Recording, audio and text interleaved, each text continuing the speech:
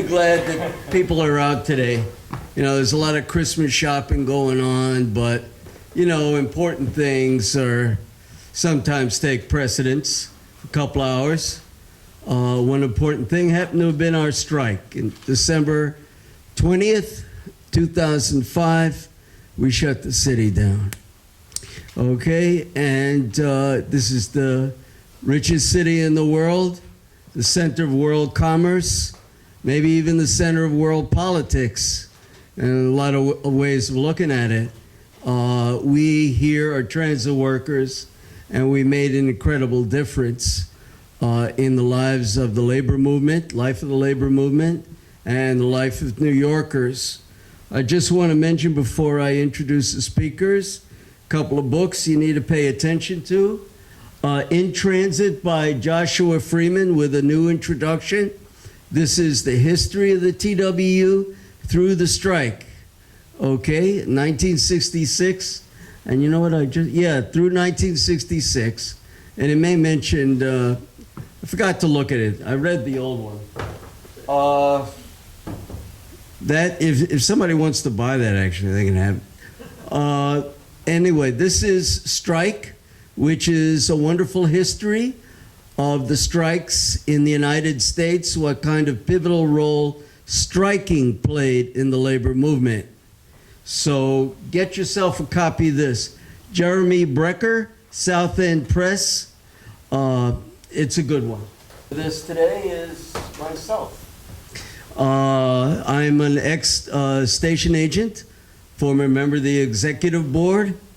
And to my left here is John Mooney, always a rebel, always a fighter, was the vice president of station department through the strike. And he's got a lot to say, and Eric, who's got a lot to say also. He has been a lifelong militant and is a supporter of the League for Revolutionary Party. And Eric has never been afraid to back down to anybody, just like John. So is everybody ready now?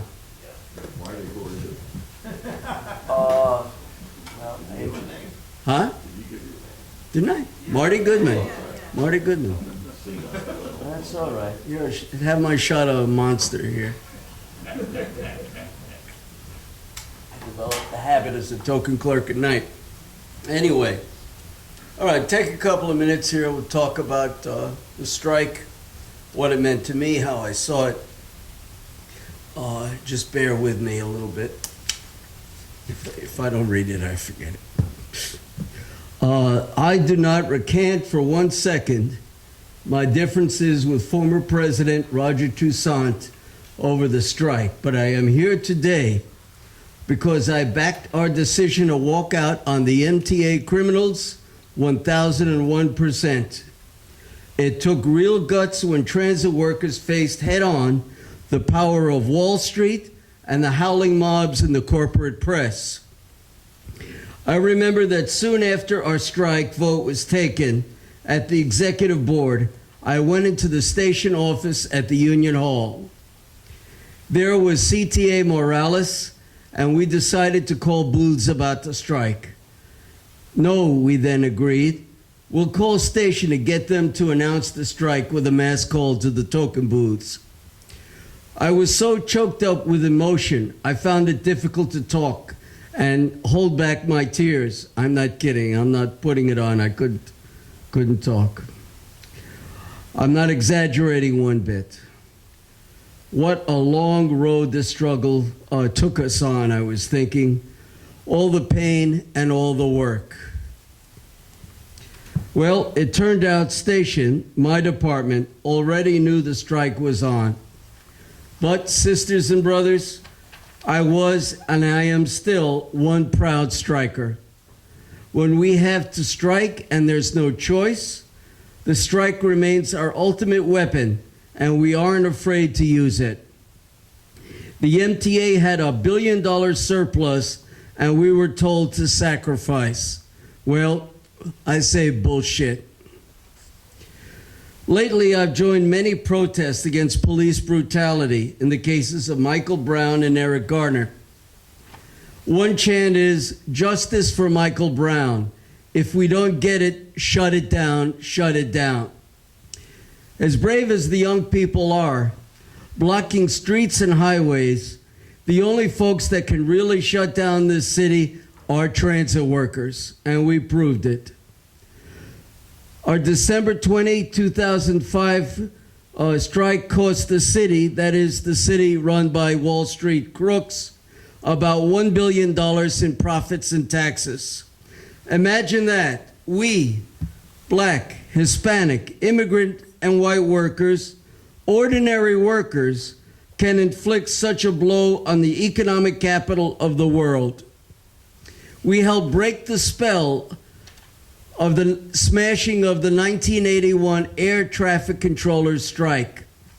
The 1997 UPS strike was a big success, but we shut down a whole damn city. Big strikes like ours, unfortunately, are less common in the US these days.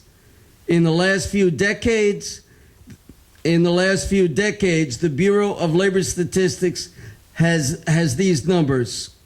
In 1974, there were a total of 424 strikes involving 1,000 or more workers.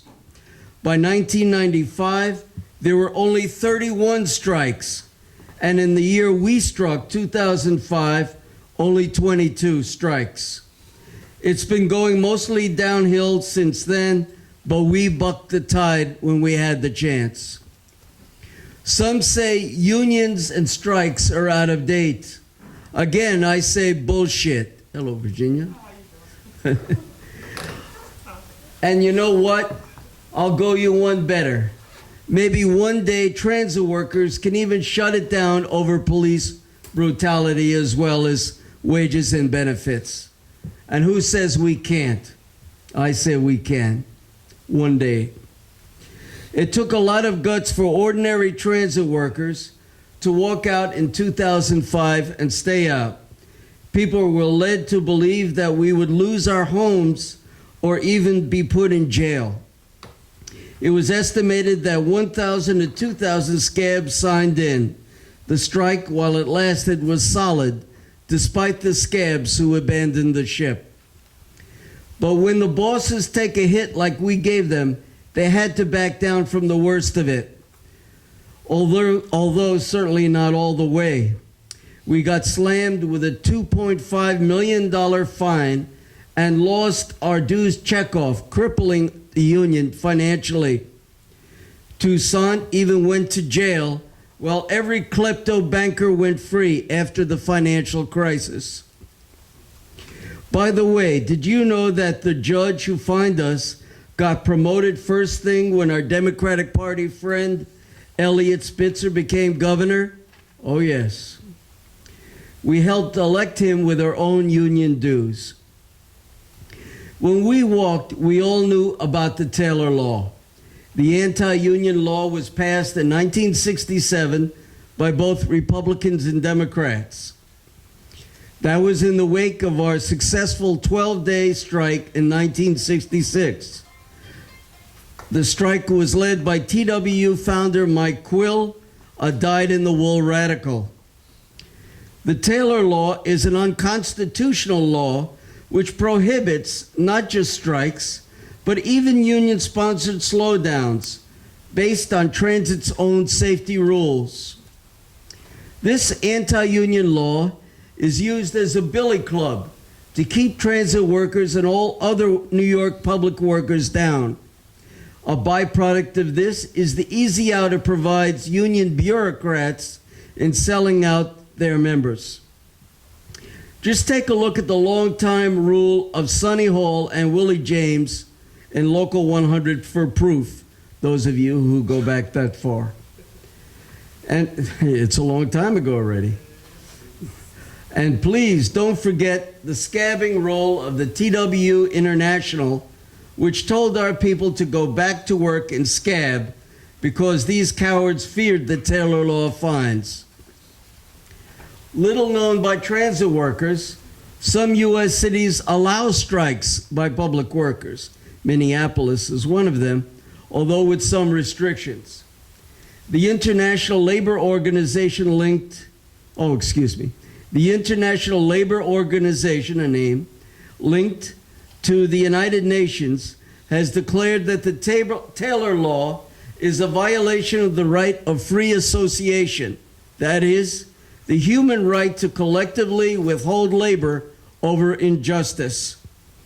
And let's face it, without the right to withhold labor to protest injustice, we are all merely slaves. When we, the TW, walked out, the boards of the corporate media went nuts.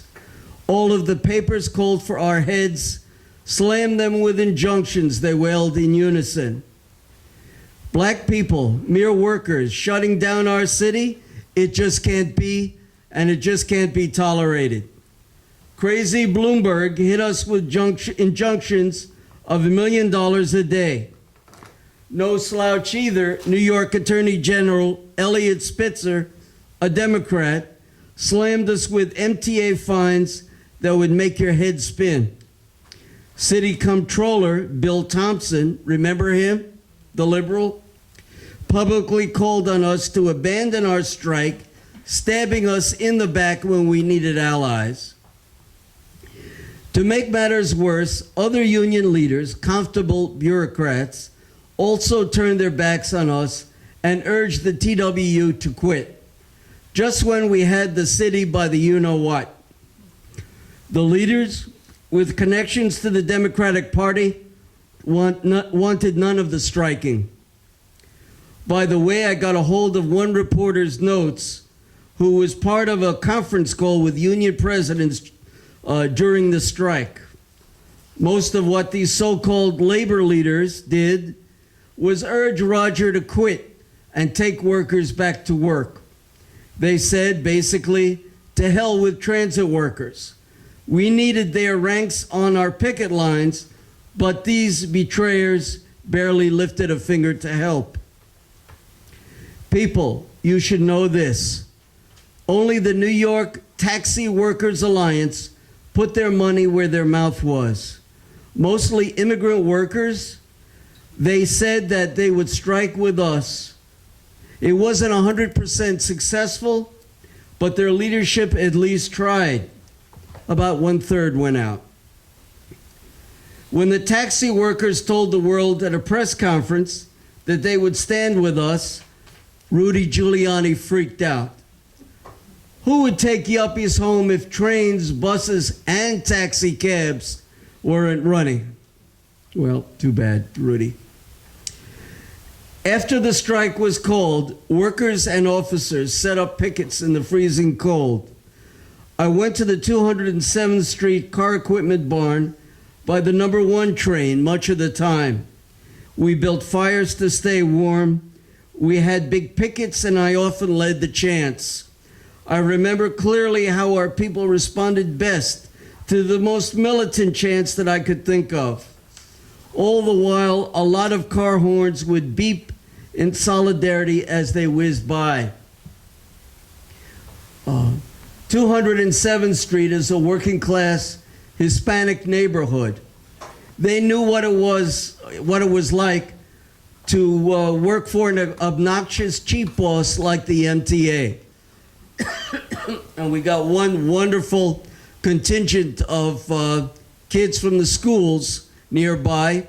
And my friend there from the neighborhood has got a picture of the kids that came by. She helped organize them with another teacher.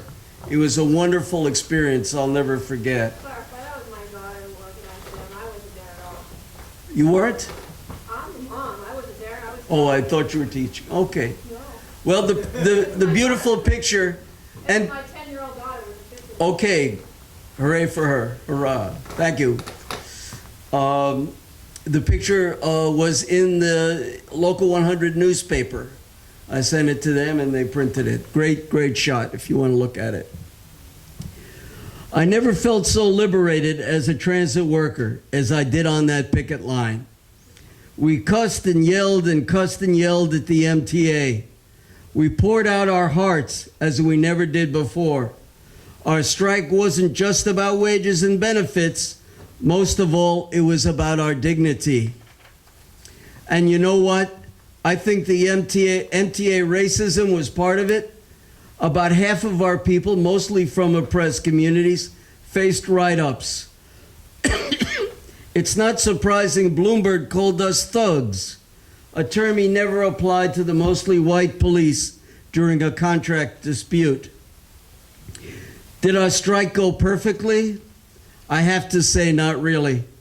We can get into it more during discussion, but I thought we should have taken more time before the strike to prepare. While on the executive board, I counter-motioned Rogers' proposal to end the strike.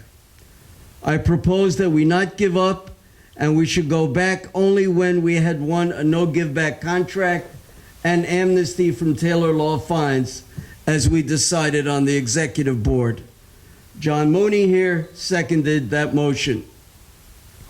Unfortunately, my motion was never voted on, which brings me to my last criticism for now. We needed more democracy in Local 100. Every voice must be heard. This is our union, and it belongs to all of us. I say there should have been a giant meeting to vote on going out the night our contract expired, and a membership vote before coming back.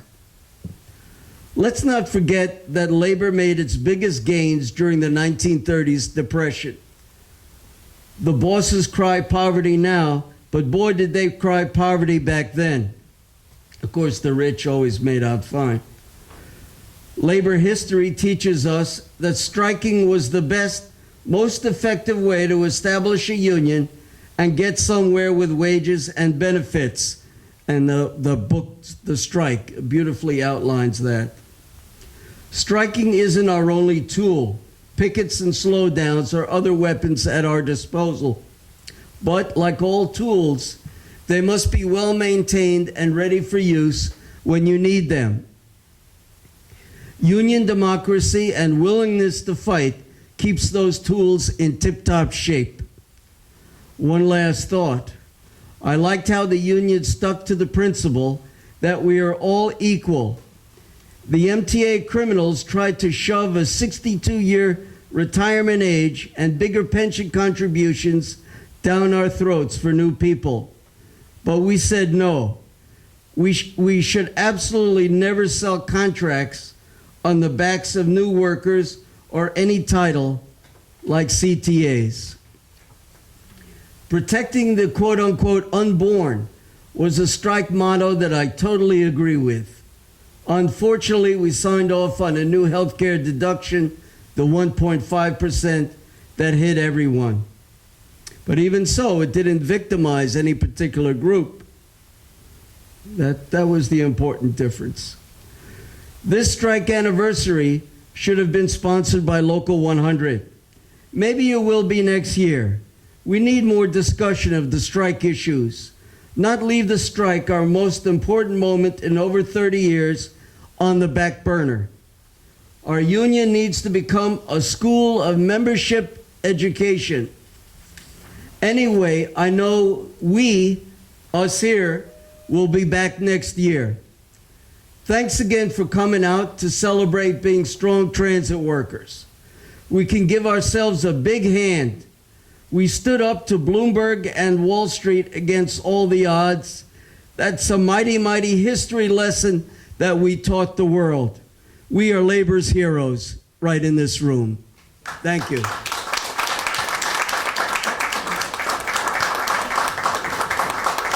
All right. Next is the one and only John Mooney.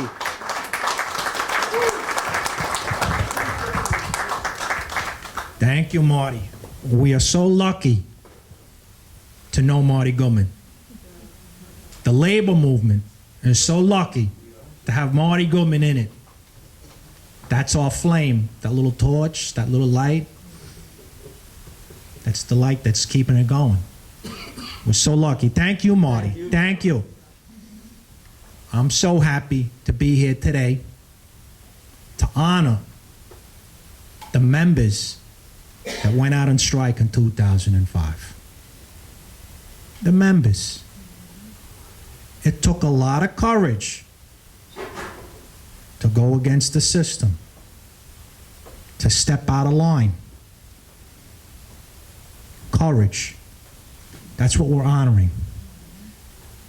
And they knew when they didn't show up at work and they went to the picket line, there was going to be a sacrifice involved, a financial sacrifice.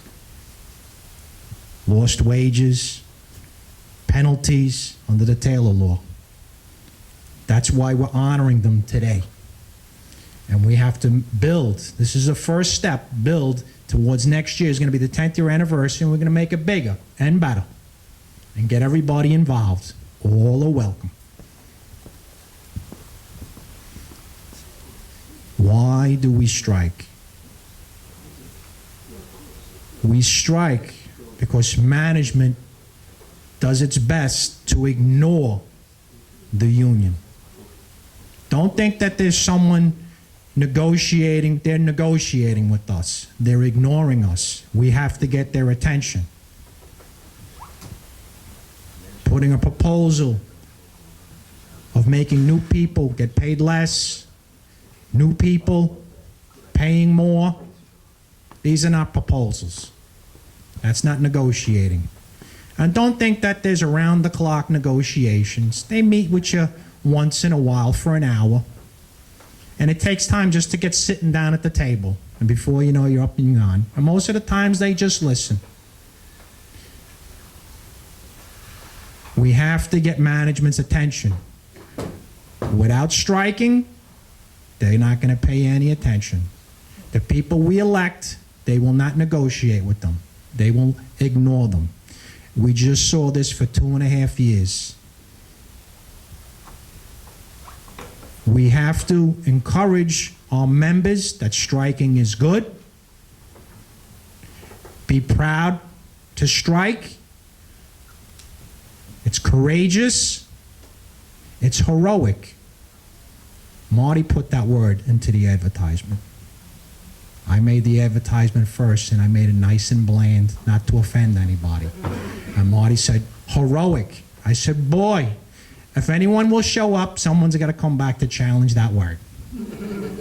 They said, heroic. I said, oh, that's a good one. All right, Marty, we're going to get someone to show up now. It's heroic. We don't talk about the strike anymore. The word strike never comes up. It's usually stay away from it.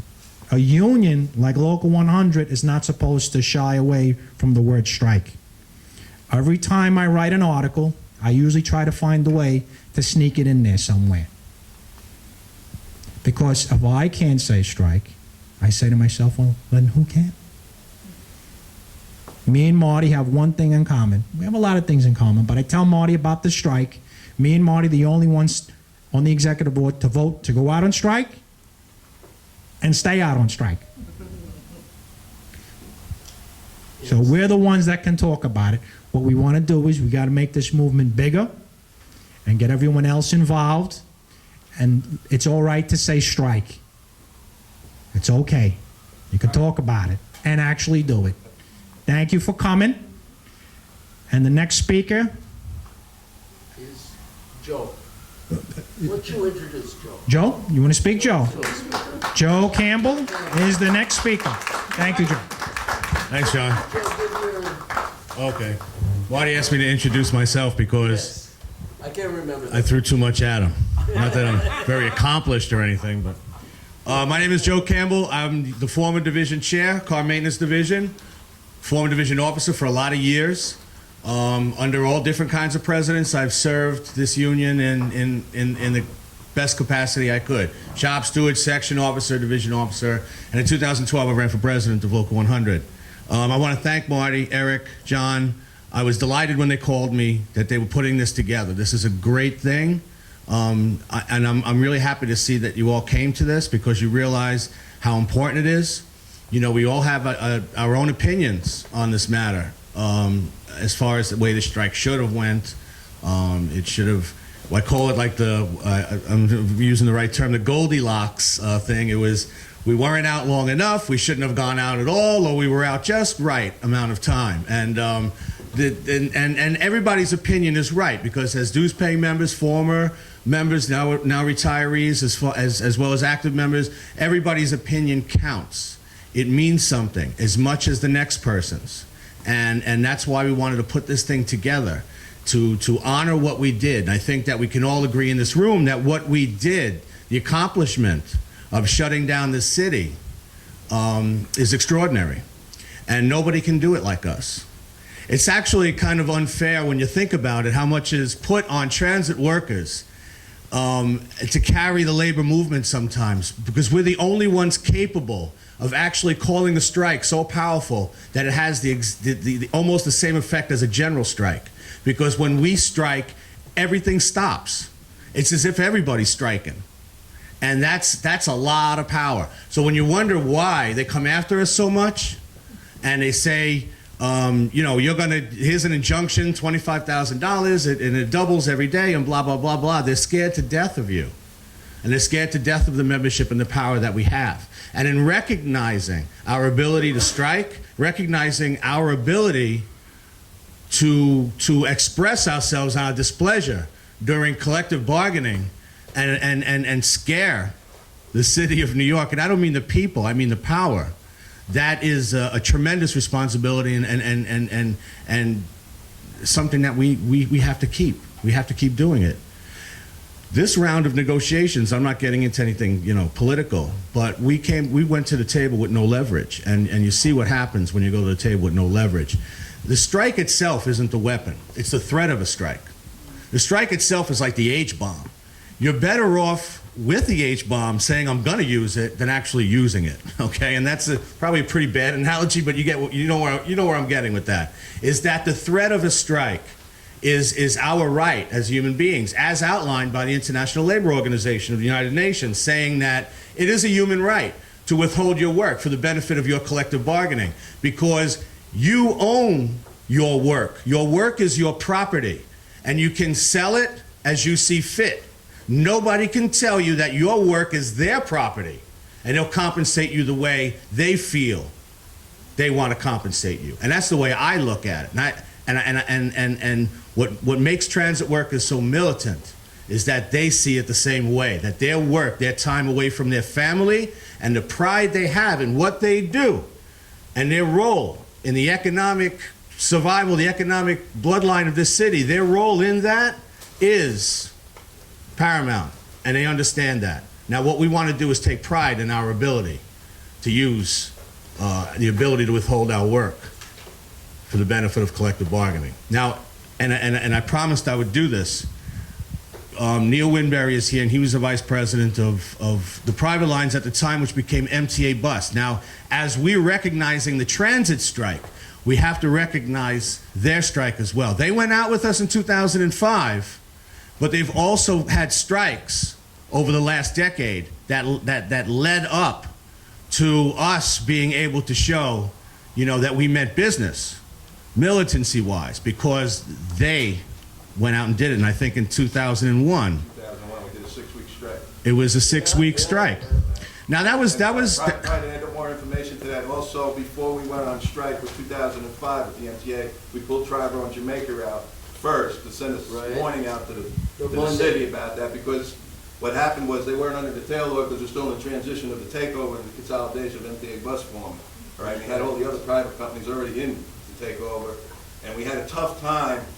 Roger Toussaint, myself, and Ed Watt, we had a very tough time on trying to get this all together to pull the private sector together, because we were kind of separated, and the MTA kind of knew that, and then the governors all knew that because they were afraid there was going to be a little separation, but we did pull it together eventually. It wasn't easy, but when we put the other companies out and we all went out together, I felt it was a good thing. It was something to be proud of. Everybody, like Joe said, you heard a lot of different things, right? But I still think we cannot let this die. We need to teach the new members come in what the union's all about. I mean, I don't want to say anything about And of course, we all appreciate, you know, what MTA Bus, now MTA Bus, but those private depots meant in furthering the message that there was solidarity and there was militancy, and we were going to use it. And it was a little bit of taste to go out that one day before. A little taste. This is what you're going to get. You know, we're coming. We're going to do what we got to do. So, and again, I'd like to thank everybody here for that they set this up, and now I believe Eric is going to speak. And Eric, I'm going to let you introduce yourself like Marty let me introduce myself. But thank you very much, everybody, and I really appreciate you guys being here. Thank you. Thanks a lot. You want to sit? Okay. You can grab the chair over if I move.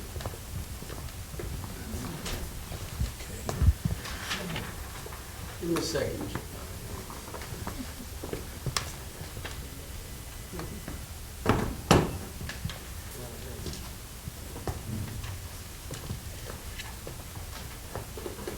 My name is Eric Josephson. I was in the track department as a track worker and then as a track inspector for almost 29 years. I've been retired for a year and several months now. During the time I worked for the Transit Authority, I functioned openly as a militant, a revolutionary socialist, a supporter of the League for the Revolutionary Party, which for the past, 11 years or more, has put out, it's almost 14 years, has put out Revolutionary Transit Worker. There's a copy on the table there. Openly putting forward revolutionary socialist politics as the way forward for the union. What does revolutionary socialist politics mean? It means, among other things, exactly what some of the other people who've spoken have said, although I don't think that two out of them would necessarily say that revolutionary socialism is the way forward. I think that actually it's better when workers do strike, not to strike for the sake of striking, but to strike for something worth fighting for, instead of just having the strike as a threat because workers have power. We need to know what the power is. We don't know it. We don't exercise it.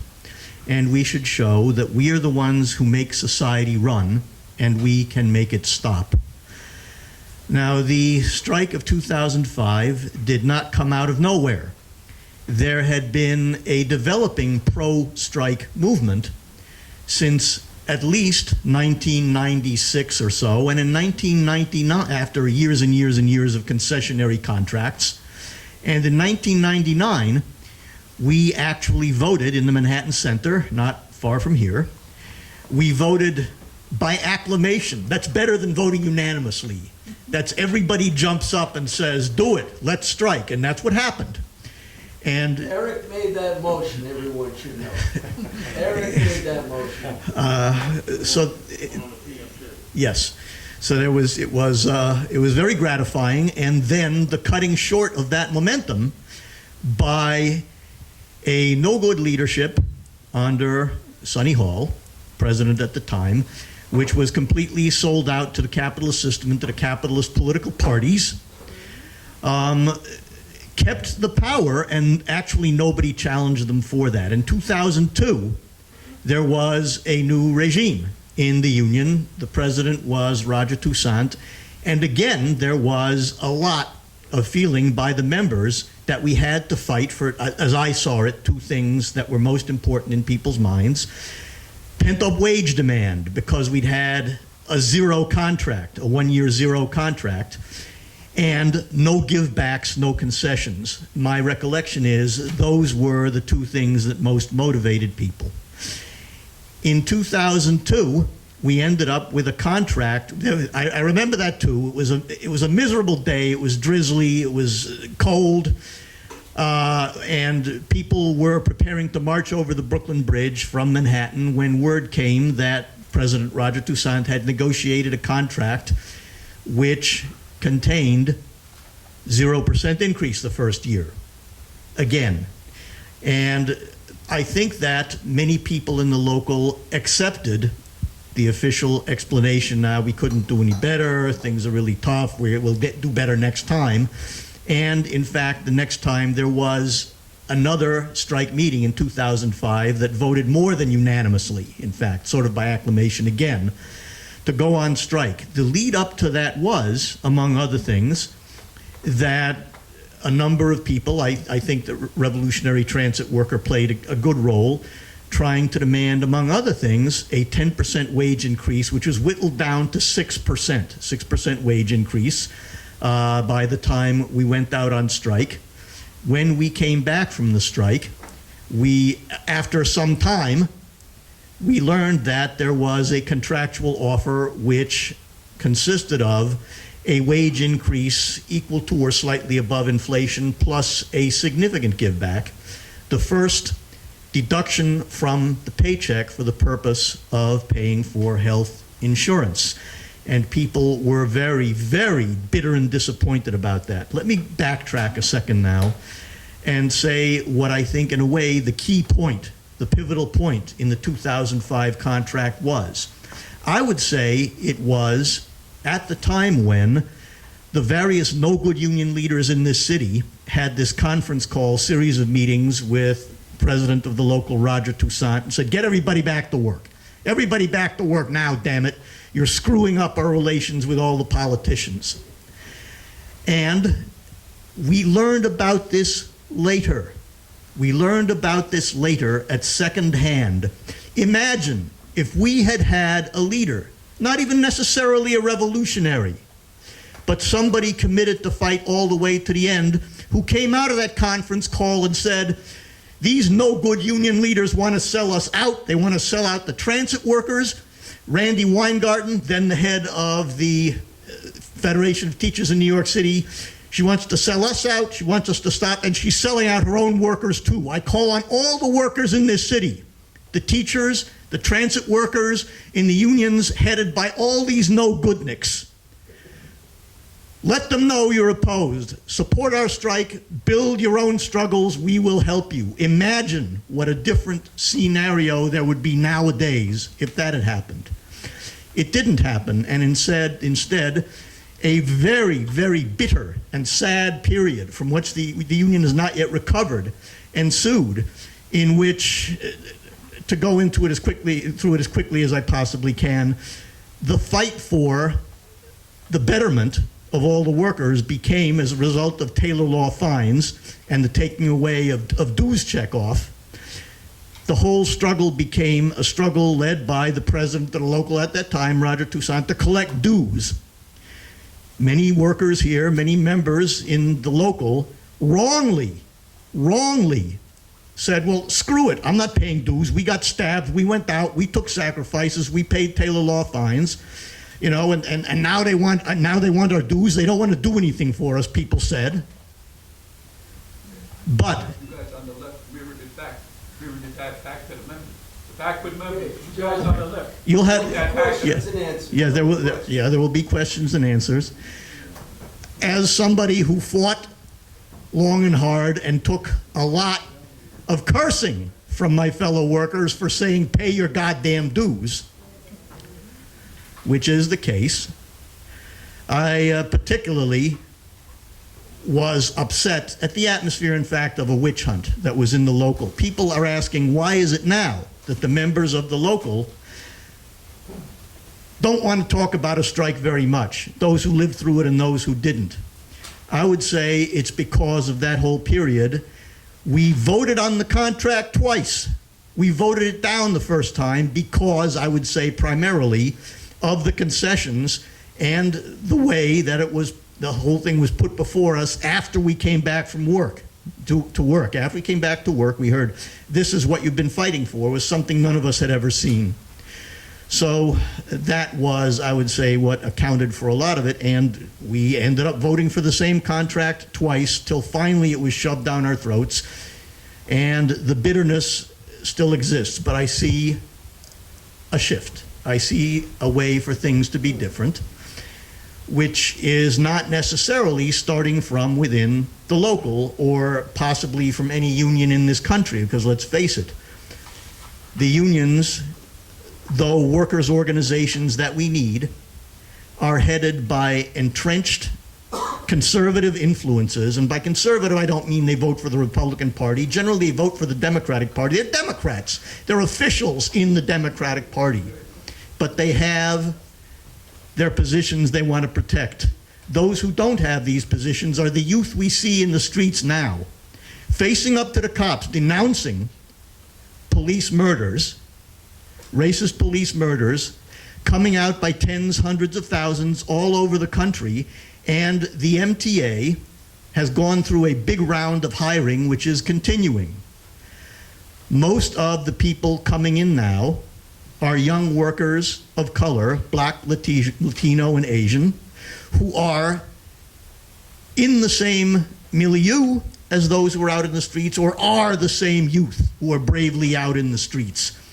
And I see that as bringing the pressure on the union leadership to make them do the right thing, force them while we must, and prepare to oust them when we can, possibly from this layer of youth who don't accept the old leadership, who see the old leadership as, for example, see Al Sharpton as being a traitor to the black liberation struggle. That's where we got to look, and I hope to be able to participate in that myself. Thank you.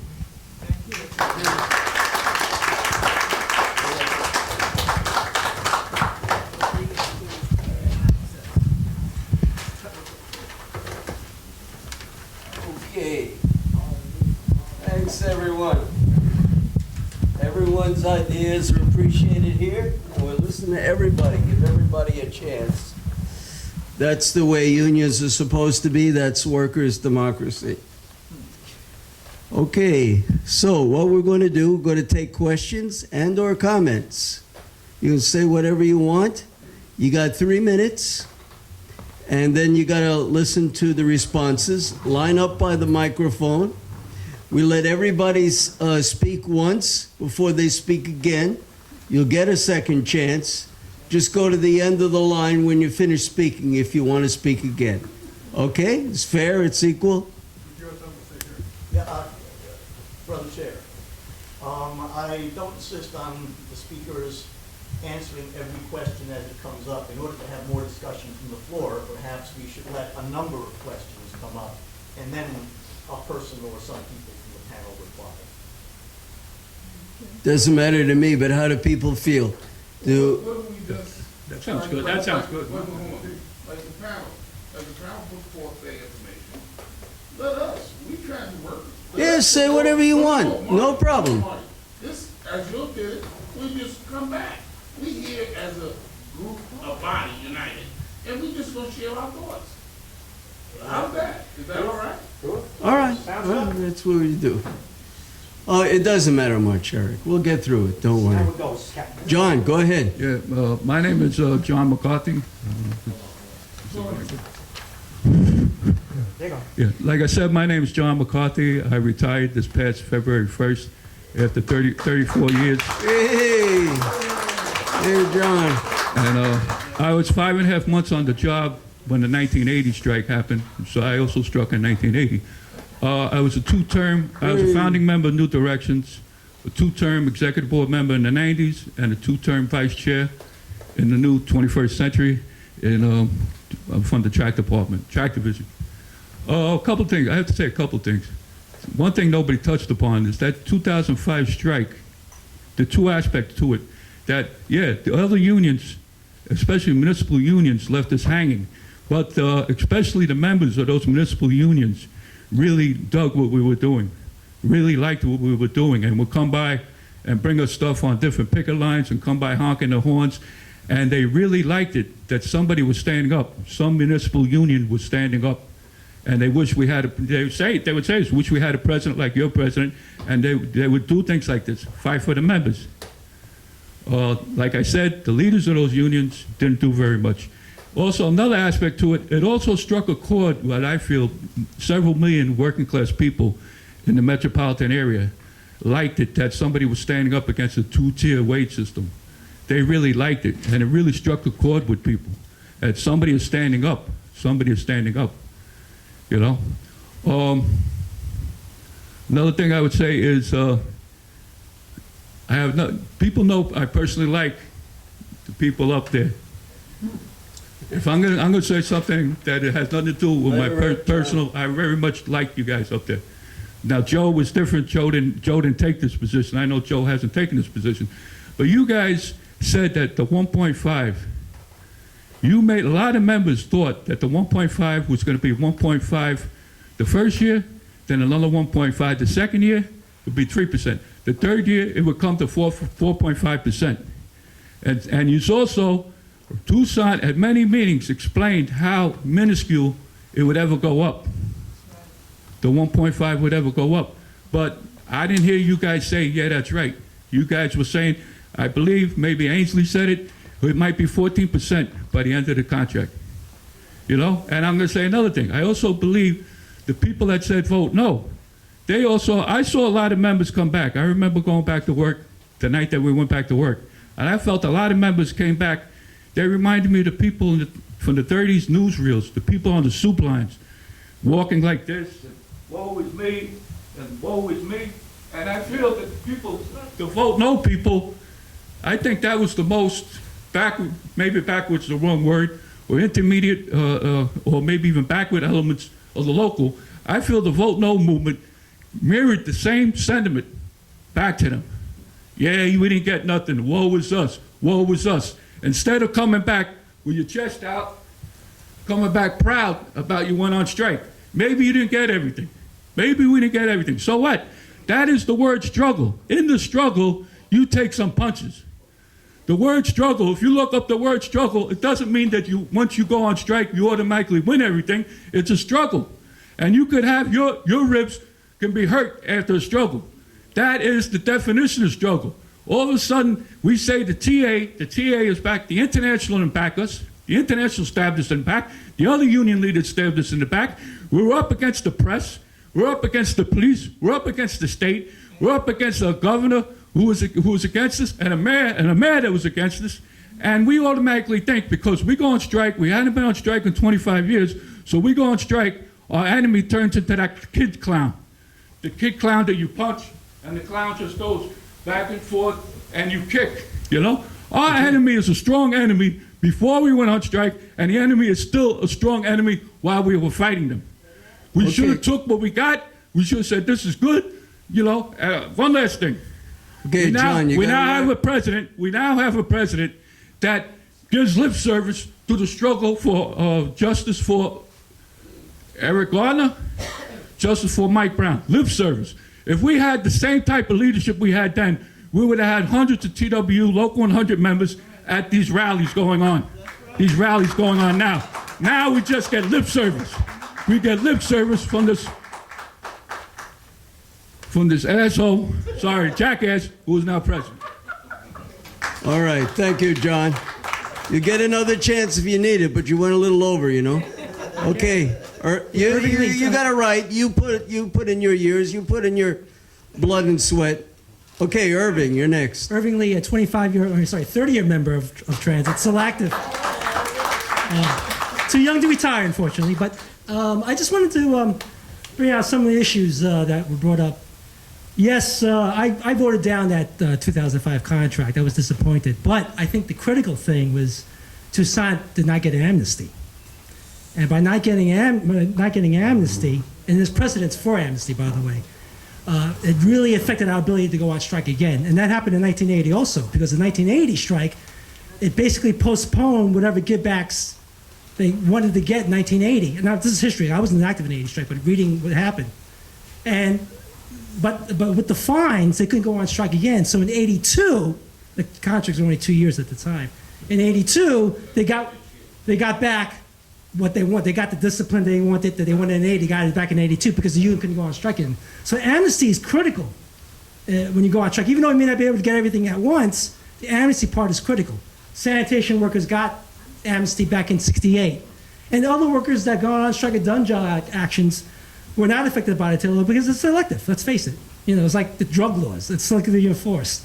And we know that the tail law is selectively enforced against transit workers because the tail law was created by the 1966 strike. So we have to understand that, you know, we are being targeted because of our potential.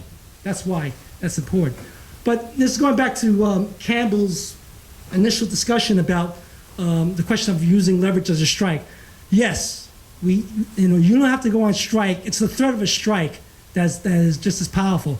Unfortunately, there's a couple of things with us. First of all, Samuelson, during his last negotiations, failed to even have an authorization vote.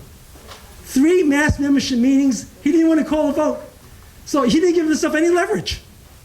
whether or not he was going to go on strike, he never put himself in any position to go on strike. He never called an authorization vote.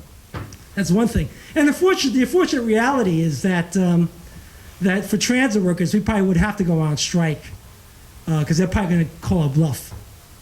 So that's a critical thing that we have to look at for transit workers. I'll come back. Hey, hold on, just 1 second, I want to make a comment. I'm going to pass around a sign-up sheet, a mailing list. So when this comes around again next year or some other stuff comes up, we'll all be in touch. I need somebody to volunteer a book or a notebook to be able to write this on. So it's easy for people, but, all right, that makes sense, doesn't it? Okay. There we go. Please, everybody sign. And now we did decide, no, I'm not cutting you off.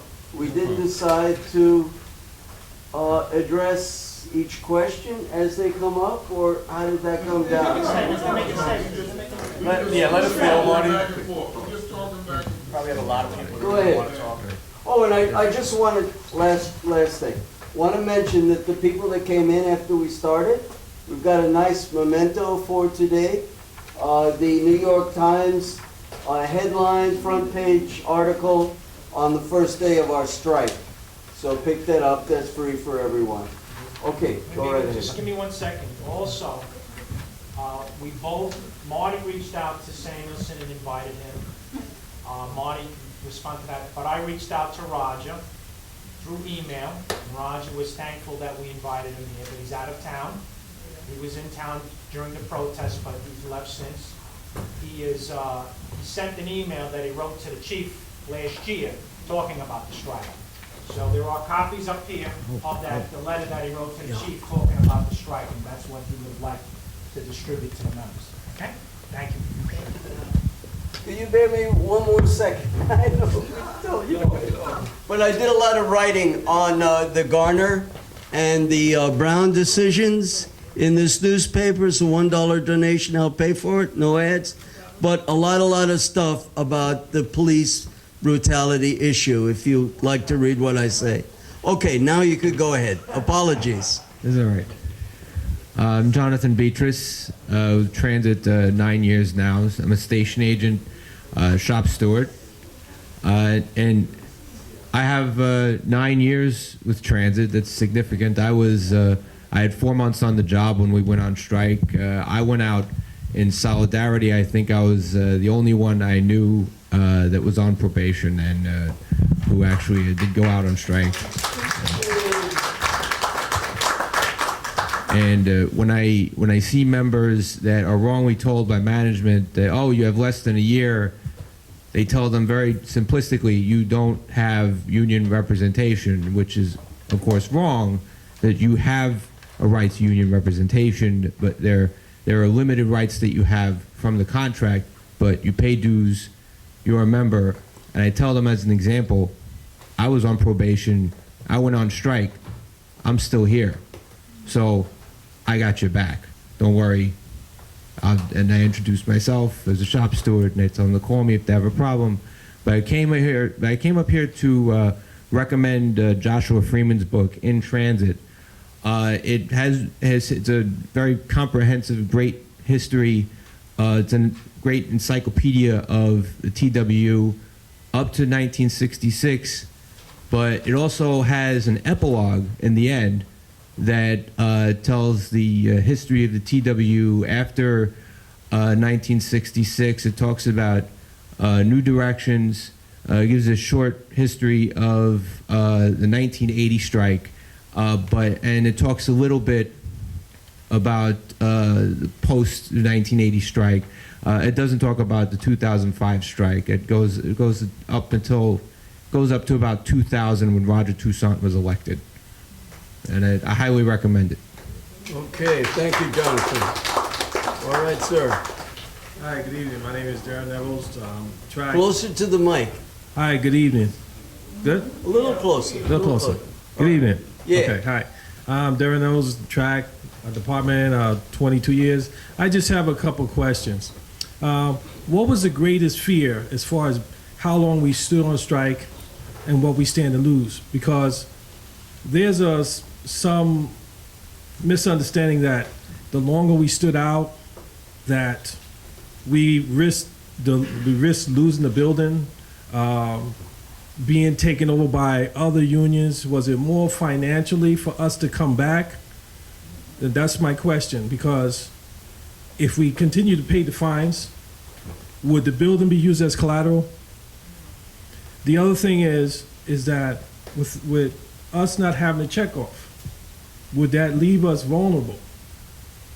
So my question in short was, what was the biggest risk and continues to stay out, other than the fines? Okay. Thank you.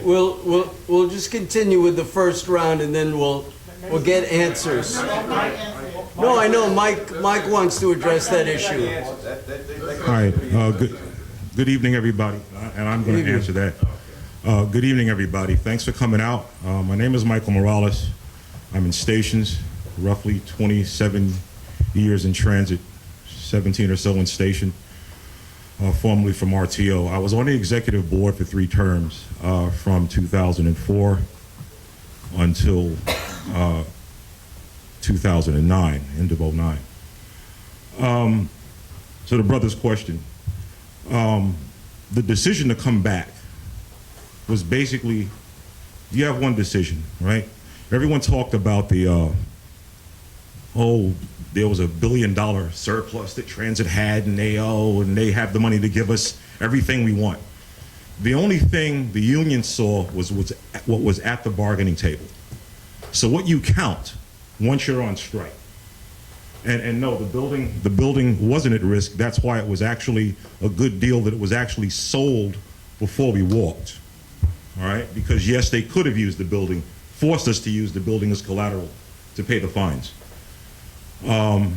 It just goes to show that, you know, Roger was no slouch when it came to strategy. All right? So that was protected. But what you have to look at is what's on the table, right?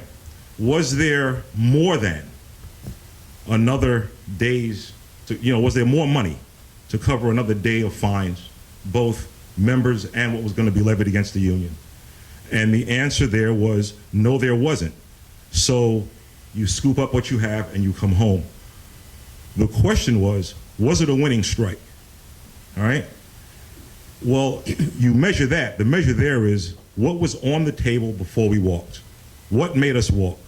And oftentimes, you'll have to look at what was avoided by going on strike as opposed to what was gained by going on strike. Okay, going on strike prevented broadbanding, among other things. Okay? Going on strike prevented a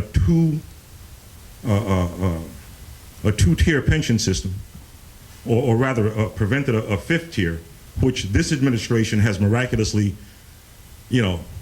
played into management's hands and gotten. Monetarily, this contract was approximately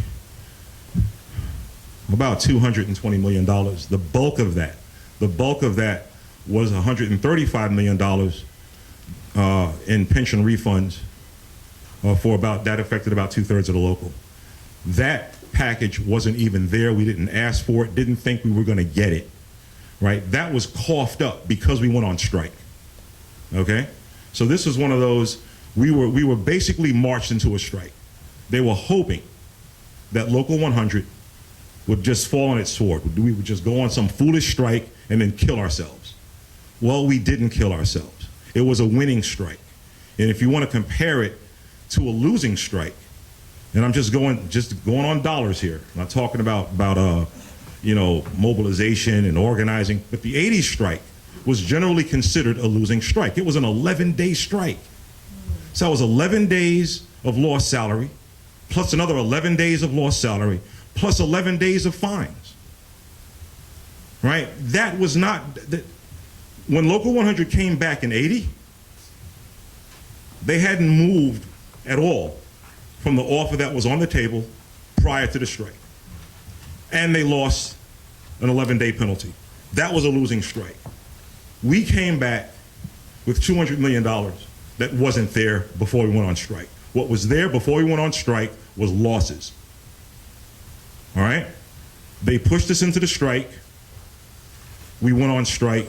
Basically, they called our bluff. They lost. Try to wind it up, Mike. Okay, yeah, I'm going to do that. I'll come back. But basically, just wanted to get that brother's question answered, and thank you. Okay. Thank you, Mike. All right. Glenn O'Sullivan, I'm a conductor, 16 years. I was, at the time of the strike, an officer. I was a division vice chair for the conductors. I won't say elected officer because the elected officer left on a medical, and I was brought in to replace him, so I won't take any credit for ever being elected to anything. But at the time, I was at least involved with the negotiations and the strike organization. Just listening to things now, one of the things that kind of bothers me about this whole thing is that everybody here has been through the strikes. We're almost like preaching to the converted. We're all sharing our own. It would be nice to have some of the people who came in within the last 9 years to learn more about this strike, because I think it really was, if it, whether you consider it a high point or a low point, it was historic for this union, and so many things that have come about as a result of that strike. I personally, I'm proud. I dragged on my shirt to the. It's about respect. I'm glad that we went on strike. Hey! I'm not sure how well what it's done for the union in the long term, but I think most of the harm that came from it came after the strike. It wasn't the strike itself. It was maybe we came back too soon, and then, like I say, some of the things that we did to ourselves after the fact. I won't say much more as far as opinions, so I'll just try to let me know when my 3 minutes is up. I was going to try to tell a little bit about what we went through in RTO when this strike was first organized, and it was like a last minute thing. There was a list of the strike locations to go to, and the list was composed of the barns and the depots and the shops, and there really were no RTO facilities. All the places that the RTO people report to were not among the strike locations. So we said, well, what happens when our workers start showing up to work and there's no picket line, there's nothing there? We got a call the morning of the 19th to come in for a meeting at 8 o'clock in the morning at the Union Hall, and the meeting was put off to 9 o'clock to 10 o'clock. The meeting never actually happened, but while we were all there in the RTO conference room, we all got on our phones and called everybody we knew to try to organize. We got to find a strike captain for this location, a strike captain for that location, who can we find who's going to go here, who can we find who's going to go there, and scheduling as far as we're going to get people who are going to stay there for 6 hours, can we get them to stay there for 8 hours, and people want to be there in the morning but can't be there at night. All day we spent trying to organize just to get the people. It was a miracle that we actually got. I think there was one location that wasn't covered at Lefferts Boulevard, but otherwise I think we got everything covered. And I wound up going out to Pelham Park, which I've never been to in my life. I lived in the Bronx. I lived walking distance from Bedford Park, but because I was sort of a low man on the totem pole amongst the other union reps, I got bumped out of there. I got bumped out of Woodlawn. I got bumped out of everything that was close to me. At least they kept me in the Bronx. So I went to Pelham, I've never been to before, and I was getting a ride to Parkchester thinking that's where I was going because I didn't know the 6 line. And when I got to Parkchester and I found that wasn't the terminal, I had to get up to Pelham. I had to get on the train with the bags, with the picket signs and everything, and ride the train up to Pelham. And it's midnight, and I'm on the 6th train. We're supposed to be going on strike, and I'm riding the train still at midnight with all this stuff to get there. But we didn't actually go until, I don't know, it was about 2 in the morning before we finally got the call. It was after 1 anyway, I know. And I was sitting there waiting for the call to come through. We got the call, and again, there was one conductor there that I knew. I didn't know any of the supervisors there. I wasn't sure what we were going to have to do, if we were going to have to stand on the tracks and stop the trains, but everybody there worked with us. The supervisor, everybody knew what was coming. And when it came time, it was very orderly. They had the crews come in, take the trains to the yard, and we got people to come down and work the picket line with us. And over the course of the next 2 days while I was out there, kept recruiting people. We wound up getting strike captains around the clock at Pelham, strike captains around the clock at Parkchester. I met some great people. I froze to the point where I was actually trembling from the cold before I was finally able to get home and warm up. But it was, yeah, that was a lot of memories, and thanks for letting me share. And I would like to say, I know we had a lot of people from RTO that probably have no idea how disorganized and how much of a miracle it was that we were able to do what we did as far as that strike. And like I say, all the people that came forward, it was great. We really had unity that I hadn't seen before, and I don't know if I've seen since. But for that moment, that was the union coming together. Hey, thank you, brother. Hang on one second, Kevin. We've had quite a number of speakers. Can we handle more speakers and respond to the whole bunch? Let it flow? Okay, you got it. Go ahead, Kevin. Good evening, folks. I don't even think I need the mic. But I would like to really, I'd like to thank Marty Goodman, John Mooney, and Joe for putting this thing together. See, this should have been done years ago. And I'm gonna tell you something. Through coming together and talking, we can work and understand how things went wrong, how things could have been better, and how things in the future might be better. See, but my whole thing about this strike, and I'm gonna have to call it the way I see it. It was a loss. And I'm gonna tell you why I feel that. I was on the executive board from 1993 to 2000. I was an organizer from 2001 to 2003, almost 2004. And I remember in 96, when they put the extended contract, the people I've been in, what they came up with this extended contract was the TA was laying off people in structure. They were laying them off. They were painters, the carpenters, they were the plumbers, they were coming. The contract under that, but yet the TA had a $69 million surplus. I was on the executive board. I said, wait a minute, why are they broke? And this is the first time since I've been in the TA, and I came in '85, that they had a $69 million surplus. So I said, wow. And we get in there and they sabotage us. We come in there and they say, well, you got to do this. We were supposed to take a vote. It was supposed to be a membership vote on this. You just don't do this just to do this. But it was done. So we go on up. And if you remember the 99 contract, when we were at the Manhattan Center, and that was one of the amazing meetings, 8 a.m. and the p.m., where you saw the members ready and willing. They were just tired. They were tired. They couldn't take no more. You understand? When he came back with this contract, I remember when we left, members said, no, we're going to the union hall. We ain't letting this end like this. And when we got to the union hall, there's around 100, 200 something members down there saying, no, no. Beautiful, beautiful. Now we get to the 2002. And that was the thing that the members, I was going around and I had to sell us because I was an organizer. I had to go around to the different locations. And I had to tell them, look, this is this and this is why this. And they said, yeah, we're ready. We're willing. We will step with you. Plus Roger came in talking this reactive kind of language that it resonated with the members. You understand? Now we get there and like I don't know, one of y'all said we marching across from Brooklyn, across the Brooklyn Bridge, going over there to by the City Hall, by the park, City Hall Park. And before we can even get over, the strike is settled. So what the hell is this?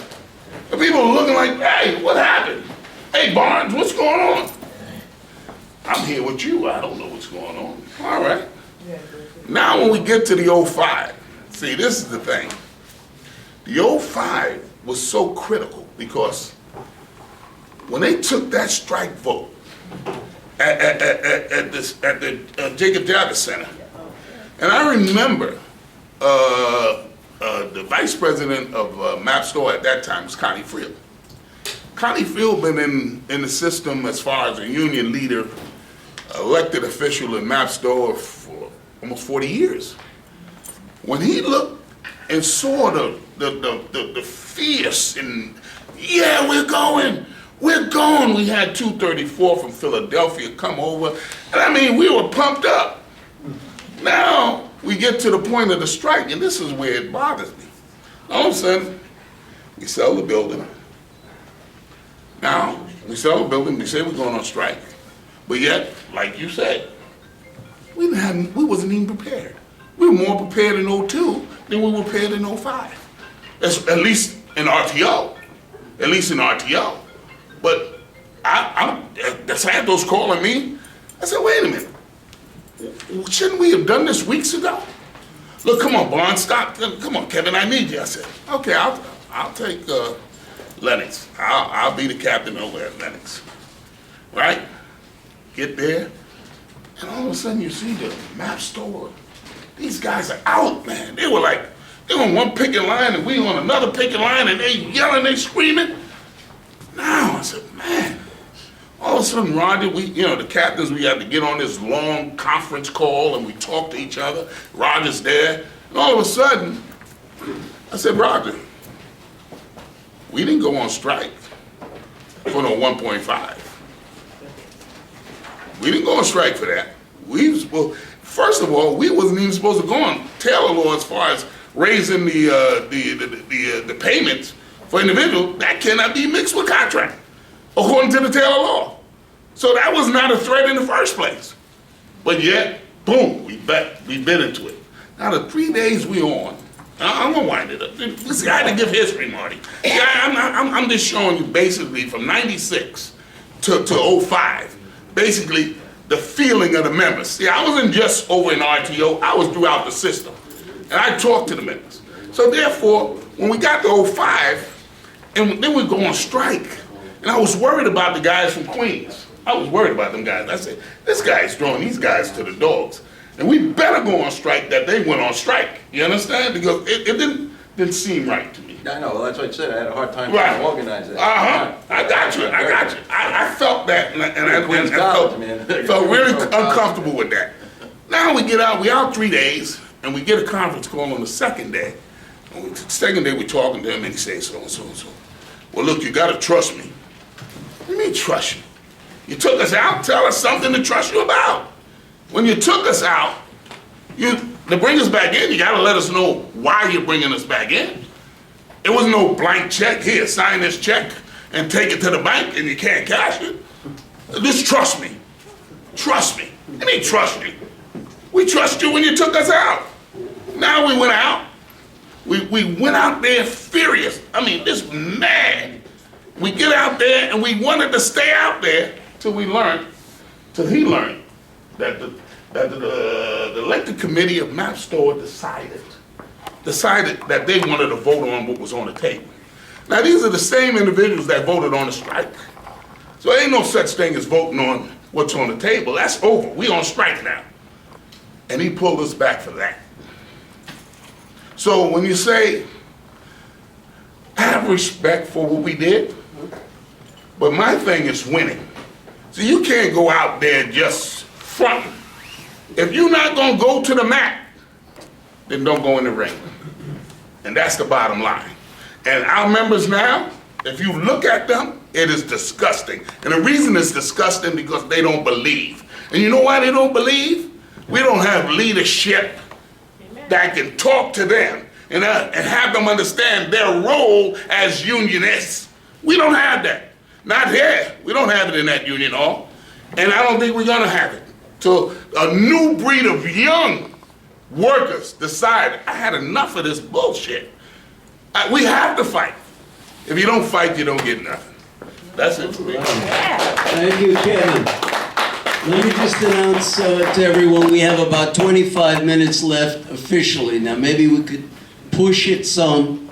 I was told that they had to get out of here by 6:30, so what kind of flexibility we got, I'm not sure. But we don't have officially a lot of time yet. So just please keep it short, you guys. My name is George Gruenthal. I'm not a transit worker. I actually teach with the DC 37 Education Fund. Thank you. Main thing I want to well, first of all, the 2005 strike was a heroic strike. You know, it energized people all across the city, working people. You know, it was very important, and particularly important for other city workers. Right? Now we all know workers in general in this country are under attack. The union movement is under attack, whether it's from open reactionaries like Bloomberg or liberals like de Blasio, right? So one of the things that happened, for example, with DC 37 and other contracts was, you know, finally after however many years, people got a contract, but it's a contract that's, you know, a wage-reducing contract. We wrote up together with some people in DC 37 a very little pamphlet. I have it up on the table there. It's called Rank and File Workers Bulletin. One of the things we did was show how the new contract in DC 37, if you take inflation into account, is going to give you lower wages, about 5 or 6% lower in terms of real wages than you had before. So what I would like to see if we can address a little bit is what can be done to bring workers in different sectors together, particularly but not only public sector workers, because we're all under the same gun, right? One of the things that's important in the history I'll make it quick, going up to the strike was that you had an opposition that was organized for years in TWU, right? What was it, New Directions? The problem is that most of the union leaderships, again, particularly in public sectors, are not fighting leaders. They're basically sellout leaders. It's the same thing in DC 37. So we need to form some kind of rank and file, basically class struggle workers organizations. And I just wanted to throw that out to see how people in transit can help with that. All right, thank you, George. Let's try to make it short, guys, if you can. Good evening. I'm Mark Kagan. I was an MMC, a disappeared title, a broadbanded title in car maintenance from 1984 to 2003. Three things quickly. I've been doing, for the last year, I've been doing oral history interviews with various transit workers who are part of New Directions or in the union. And I'm going to be walking around and trying to get emails from some of you. And if I don't get to you, but you feel like you have something useful or valuable to say, they'll all wind up down at Tamiment Labor Library at NYU and become part of the historical record. So please come and find me if I don't find you. Second, there are already a series of oral history interviews done by a young woman named Sarah Goldstein in 2003 and 2004. And one of those interviews speaks to something that Eric Josephson said about Randy Weingarten sabotaging the strike in 2005.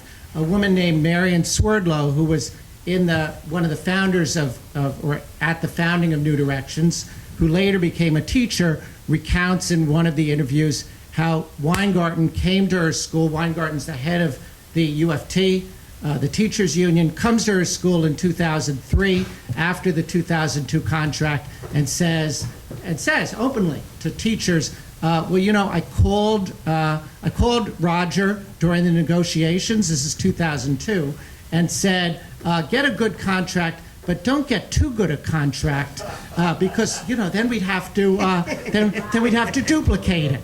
So like one union leader to another, right? That was the level of capitulation in her head. Third, I know, you know, it's been interesting to hear people talk about their own personal experience, and of course I was out of transit by 2005. One of the big questions in my mind is, and so many of you were there, right, in the executive board, in kind of, I understand all the negotiation was in Roger's head, and he only let you in on parts of it. But to the extent that people could speak about why the strike did not start, you know, on the 15th or the 16th, rather than, you know, 3 days later. well, okay, and also to the extent that you can talk about your perception of why it was called to a halt on the 21st. I think those are really interesting questions. Okay, thank you. Thank you, Mark. All right, we got discussion, but, okay. We've got to understand, though, that we have till 6 o'clock officially. Go ahead, Anita.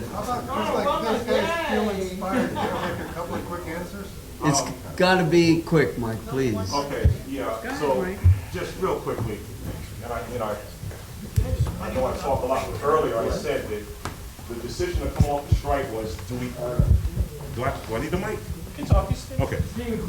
All right, so, the decision to come off the strike, again, forget about what the Transit Authority said they had in the press. The only thing that was there was what was there on the table. All right, was there any more crumbs left? I'm sure. Would it have equaled the additional day's fines? No. Okay, let's come back home. We got what we can get. That's why you call a strike. All right. As far what was the other? Oh, Neil, you wanted about the delay. About the delay. Yeah. Listen, Wait a minute, guys, please. All right. 30 seconds, Neil, please, so we can move along. Listen, what happened on the delay, the strike, like I said, we're having problems with consolidation. We, at the private lines at the time, delayed the strike. We asked Roger and requested a little time to delay this because we thought at the time it was coming onto a Thursday or Friday. We didn't want to go into the weekend, right? And then we also had the issues of bringing out Triborough, Coach, and Jamaica Bus at first. So it was a little confusion on which way to go with that. And I, as the vice president, and I had all the officers there from the private companies, division chairs at the time, and the section officers and everybody. We said, listen, we're not ready for this. It's a bad time. We know it's a bad time to go out. We need to delay this. That was the main purpose of the couple. I think we delayed about 2 days. I think it was like a Thursday. Well, it was a couple of days, and then it went into a weekend. And then we decided to do it on the Monday. But that's when I believe Monday morning we called it. Monday morning. Right, Monday morning we called the. I wanted it. Right. I know you wanted it, but Monday morning, that's when we called the two companies out. We pulled the two companies out on that. Right. Well, that was pretty much the wrap up on that. No, guys, we all have different opinions on the bottom line of the strike, so we've got to go in order, okay? And I know Eric wanted to make some comments, but let's just wait for Anita's comments, and then we'll open the floor for everybody. Eric will be first. Yes, hi, my name is Anita Clinton. I was up at the Union Hall in 2005. I got here late, so please forgive me if I repeat something that's been said already. To answer Mark's question, why did we go back? And to add to what Mike Morales said, what a lot of people, average members who might not be privy to, was that we were being undermined not just by outside sources, as stated here, but also by our very own TW International. That's a fact. And they, in collusion with some Local 100 officers, had something written basically undermining the strike and encouraging workers to go back to work, which is the most anti-union thing you could possibly do. So that was a major factor. You can't hold a strike and keep a strike if you're being undermined by the international and by officers that work for the local. And people need to be very clear about that. That's a true fact. It's not a fantasy. It's not something that was made up. We have paperwork to prove it. The second thing is that I understand some of the frustration that the average member has about the strike. And people to this day are still crying about we didn't get anything and that we suffered. And I just think it's a shame because as an officer of the local, I had the privilege and the honor to travel outside of New York to other locals, to other cities and other states. And we are looked up to for that strike. We are looked up to more outside of our own union than we are within our union. That's true. And part of what people, I think, don't understand is that the victory of the strike was simply in standing up to the powers that be. that in and of itself is a victory. It That's hadn't why been we're here. done. Exactly. And we need to replicate that. I think we're a long, long way from that. But I think that people need to be really clear about that. And it seems as if I'm singing to the choir, so what is required here is that people who understand that, when you go back to your job, you go and you talk about that. Thank you. Thank you, Anita. All right, in the time we got, let's give the panel a chance. And first to bat is Eric, and maybe we can stretch the time a little bit here. We'll see. They don't throw you out unless there's somebody else coming in. Yes, let me reiterate that it was a massive and impressive strike. It was a show of strength. We didn't just show management. We didn't just show the city fathers our strength. We showed ourselves our strength. This is why sometimes it's better not to have the threat of a strike, but to actually strike, as I said before, because workers show other workers.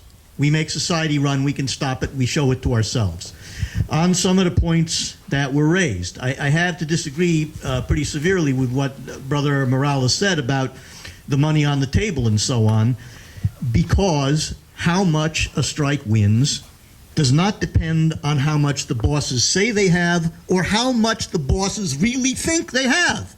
It does not depend on the actual account books of the bosses, even if those account books were honest, which they never were.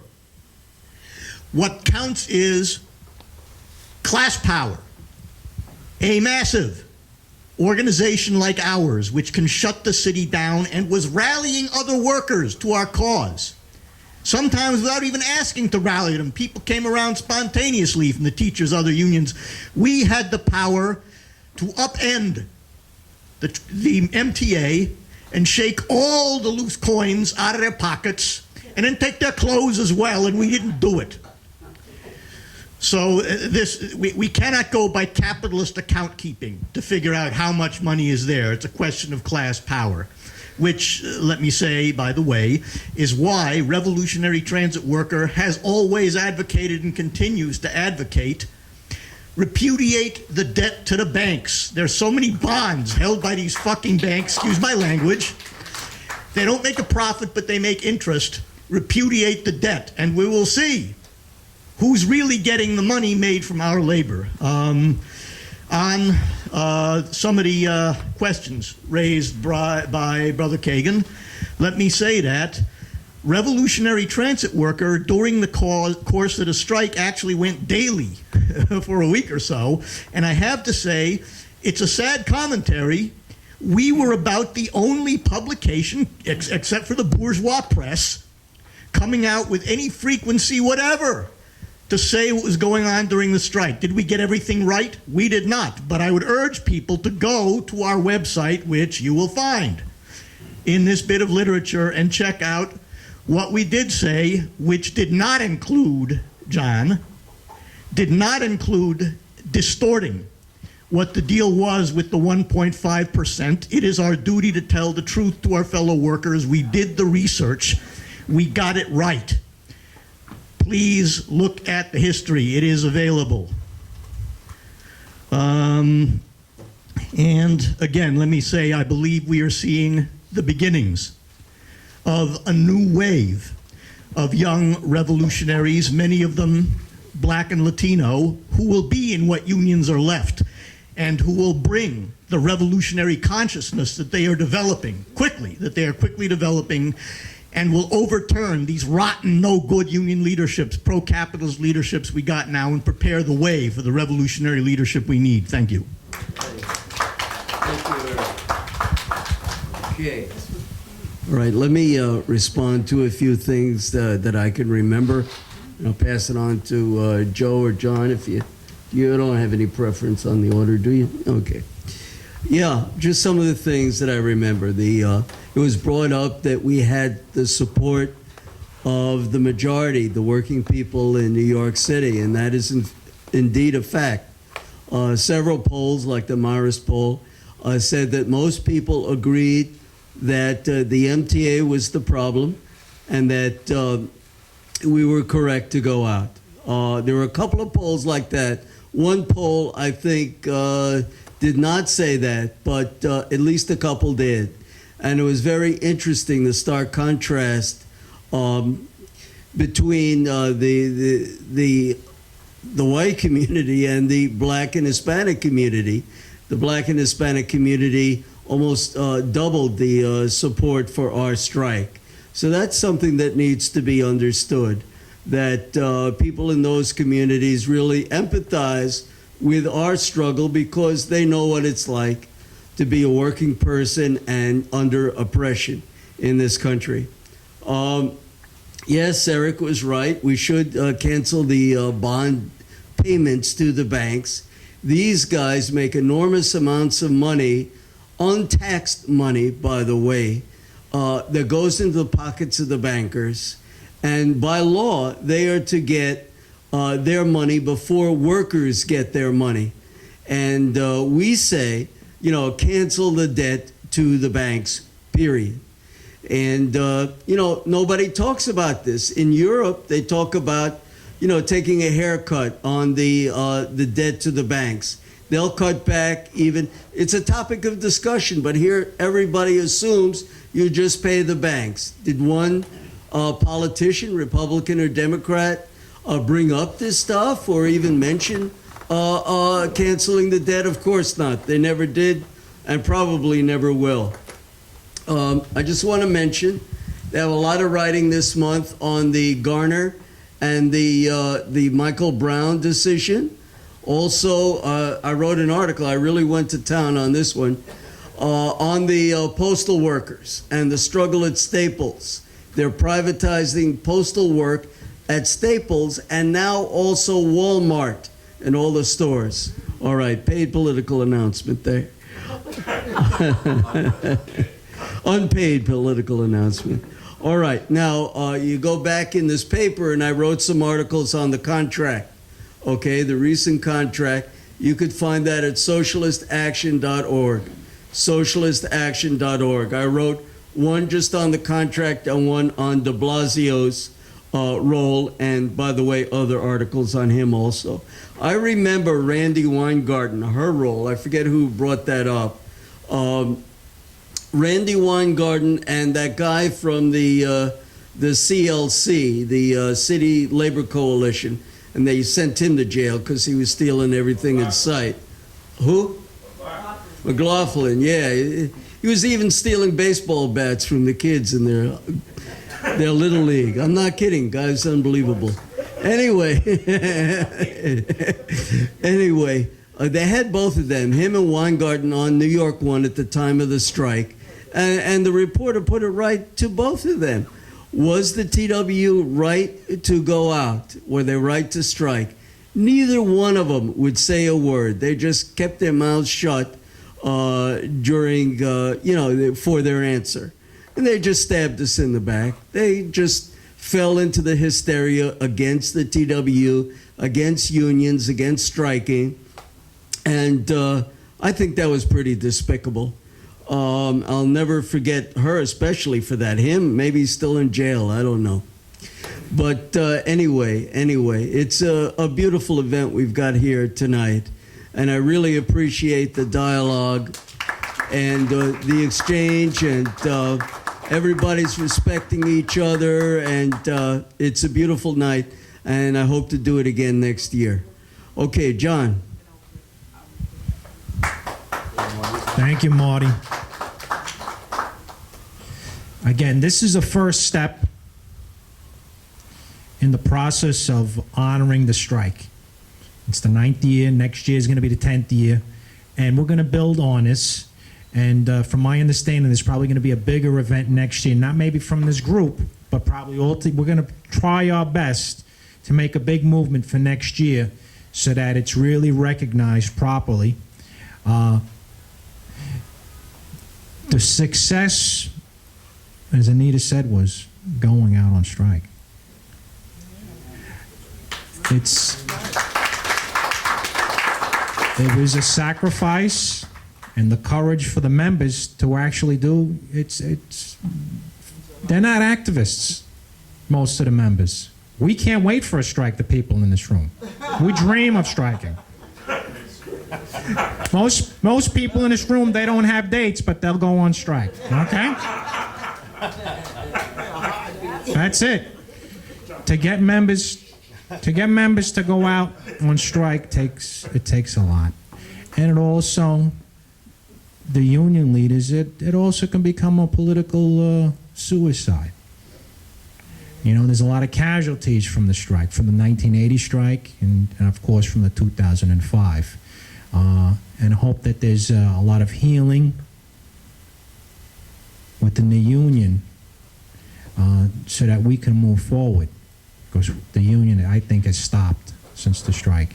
We're here tonight to honor the strike and to educate the members for the future and the importance of striking.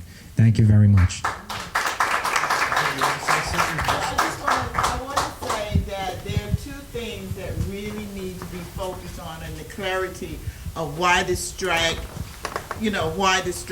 why they brought people back. Because that's seemed to be the main point. People want to know why. Why did you come back?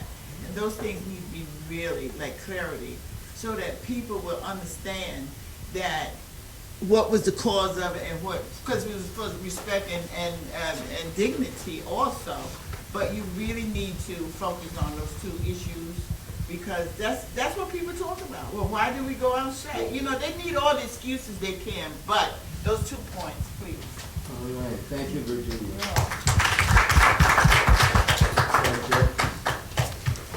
Okay, this was good. I'm glad we did this, and I'm glad it's going to be bigger next year. I'm sure it will. 10th anniversary, nice mark right there.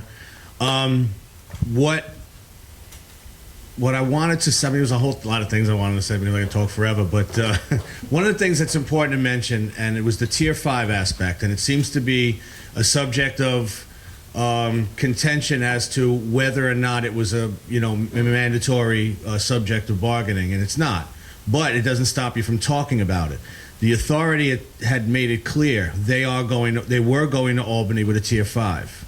They brought that at the last minute, and that's really what pushed us over the edge. Now, a Tier 5, what the authority was talking about was either a 30-62 or a 25-55 with a 6% contribution, and left it up to us to pick our poison. So we turned around and said, screw you. Okay, and what was really important there is that it's hard to tell everybody hired from that point on until April 12, 2012, April 1st, 2012. It's hard to tell them all how much money they were saved by the sacrifices of those who were there on the property at the time. So it's hard for them to appreciate that because they don't know. And the current leadership right now won't tell them. And anybody that comes in and goes to any shop steward classes or any kind of education at the union, this whole part of our history goes to the wayside. Okay? And I believe that it's going to have to be our responsibility, like Brother Barnes said, to let the new people, know what our history is, know where they need to go, and then eventually take this union over from us and bring it in the right direction. But they have to know where they came from first, even before they got here. Now, the strike itself is a living, breathing, moving organism, because its perception changes daily because its effect is still on us. For instance, now we look at a Tier 6 that mirrors Tier 5, and now we see our members are in that, and probably a couple of thousand a year. And now we're going to see how they feel about it when they learn about it. Because I run into new members and I try to tell them. I know car equipment that the officers do tell them how they got screwed. But, working in Jamaica, I'll see some new train operators come through in a class, and I'll talk to them about their pensions, and their jaws hit the ground. What? I said, your union called this a victory. In 2005, that would have been management's victory. But the union called this a victory, and by calling it a victory, it means that it's ambivalent to that struggle, to the fact that just because it's 25-55 doesn't make it a viable pension. 25-55 is just a number. It's just years and worked. But if you can't afford to live on that pension, then it means nothing, and it's not a victory. So that's what we averted in 2005. We did that work, and that was important work. Just to let it happen now. And I want to, and it's going to be our responsibility now to talk to the newer members that are going to be the leaders of the future, and to make sure that they know where they came from, and when they take over this union, that they take care of us and they don't blame us for screwing them. But thank you very much. Appreciate it. Okay, we can mingle. He had to record. 1%. Yeah. The extra 1%. Or Right. roughly that amount. Right. What did he say we got for that medical contribution? No, he didn't say anything because he was caught in a lie. He had to resign. Right. He resigned. But he never said, well, he we never got... said anything. Because he told us it was 2.3. That was it. And then he said, oh, by the way, we gave you have another contribution. Later on, it was an additional 1%. Right. And that 1%, that was for the medical. That's for the medical. Did he say what it was for? He never said anything. He never said anything. He resigned, if you remember, went to the international. I ran into Iverson. Okay, go ahead. He's the chief negotiator. Right, that's right. He says from the get-go it wasn't hidden that the Transit Authority had that payment required in order for the Transit Authority to accept 2555. As far as I know, right. Yeah. In order for them to TA to agree to it, to tell legislation pass it, you have to pay the medical contribution on top of the 2.3. Right. But the problem is, it was never told to us what exactly, well, you anyway, shoot us up what you got. Yeah. You know what it was? It was the same, it turned out, according to Larison, it was the same medical benefit that T1 and T2 was going to give. GHI, $15, whatever you're going to pay the difference of $15. Whatever you pay $15, they pay $15, and you pay whatever difference. Right. Come on. Can I have everybody's attention? So there was T1 and T2, you have to pay for it. Irving, hang on.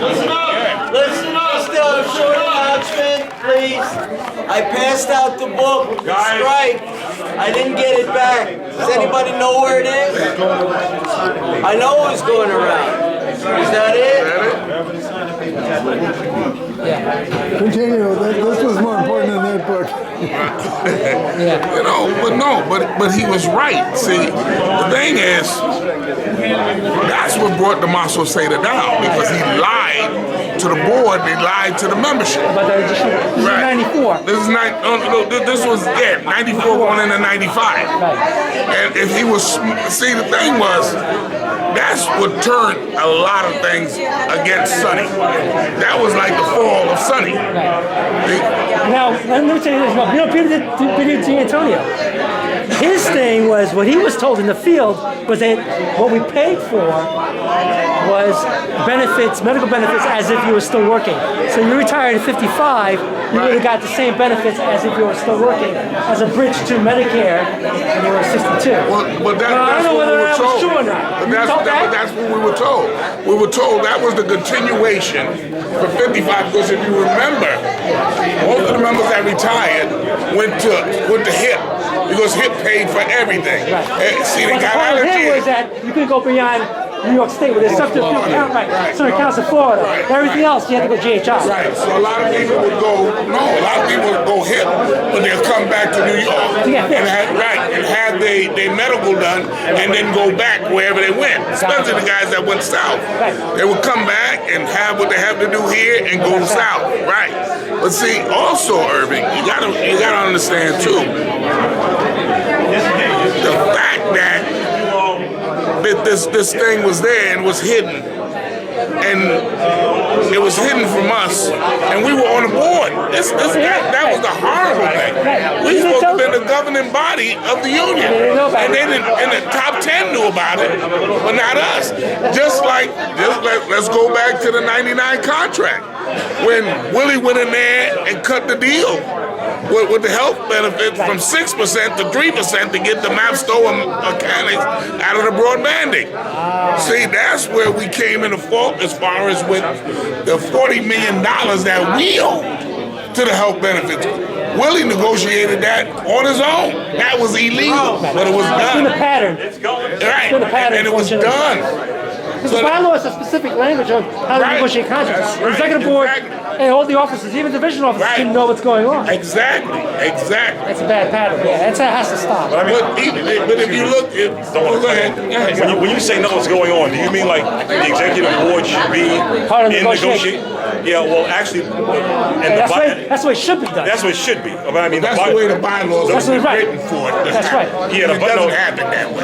No, actually, the bylaws don't have. The bylaws specifically say No, actually, negotiating. The Constitution is clear. It's clear in the Constitution. As far as the elected officials should know what's on. They should be directly negotiating. But the Constitution is different in this fact. Every local and the international, which the Constitution covers, doesn't have an executive board. So the Constitution has to be written a little vague. Well, our bylaws have that language. It covers us. No. Here's what I'm saying. Right? When the Constitution says elected officials are part of negotiations, that has to include the locals that don't have executive boards. Our bylaws do not put the executive board in negotiations. Just produce the bylaws. Produce the bylaws. In fact, the only clause of the bylaws that mentions the only clause that mentions bylaws. I mean, the only clause in the bylaws that mention contracts is the clause describing the president's duties. That's it. No, Irvin. If that's the case, then why are we there at the beginning of the negotiation? Why is the whole executive board there at the beginning of the negotiation, at the opening of the Each division chair is supposed to negotiate the contracts. They have to be part of the negotiation. Division chairs do. Division chairs. Members of the board must be there at the opening, and then the thing is, we're supposed to, because we are the first vote.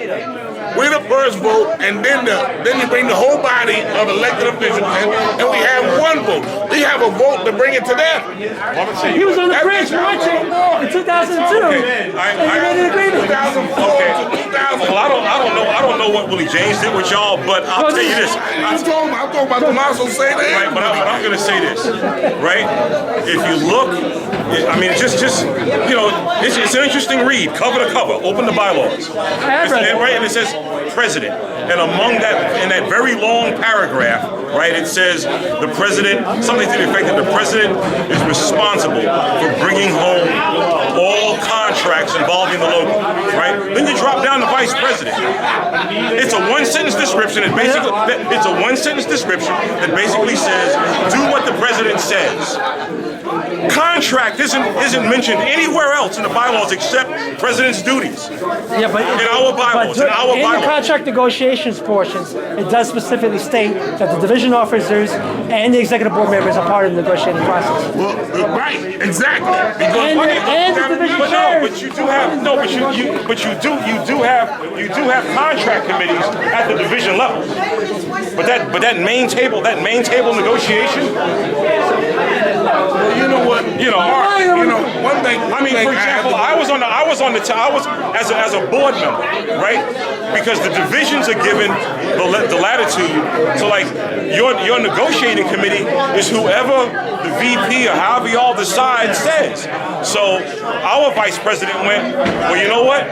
Every elected officer in stations is now the contract committee, and we were all at the table. We were all there. Vice chair, right? For stations at main table, there's no provision in the contract. I mean, there's no provision in the bylaws to put the executive board at main table negotiations. Departmental negotiations in the departmentals. Right. Everybody, all hands on deck. Yeah. But the thing is, agreements were made in total. I mean, agreements were made in total without the division committees being involved. Our biggest problem. See, our biggest problem is agreements are made without the division committee knowing what's going on. See, the way this thing was developed, it's watered down because the leadership that you have now, they're more corporate. It has an impact. So therefore, when you hear what he's saying, he's being told what Roger told him. And Roger ruled according to the way Roger saw it. Now, when you actually get us together as a body, and you educate us as to what's going on as a body, we can work better as a body. It ain't no one man's an island. You understand? You have 5 fingers. One finger can't do what 5 fingers can do. You understand? And that was the problem there. And that's the problem now. With unions across the board. Across the board, no matter where you go, they more management than unions. You know?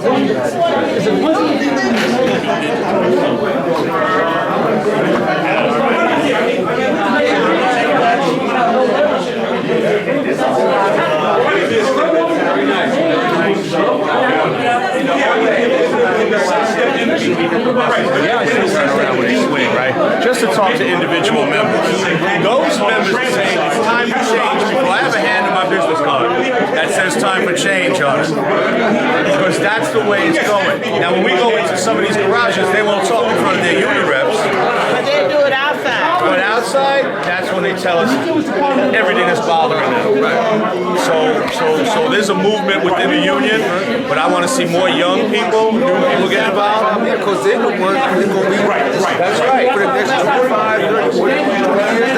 And I want them to take us the way that, that keeps us strong. Not selfish, not tribal. I mean, if we teach them a bad lesson, if we're going to tell them screwing the unborn is a good thing, then what are they going to do to us as retirees? When they had that layoff, that killed them. I don't know how because we were fighting before. Yeah, right. The local should not then all of a sudden we had a big layoff. Right. Make their agreement. And see, but I don't know how I don't see how having the E-board at main table fixes that. At least the E-board should be at the main No, table. but that's what I'm saying. I don't see how the E-board at the main table prevents, helps the departmentals.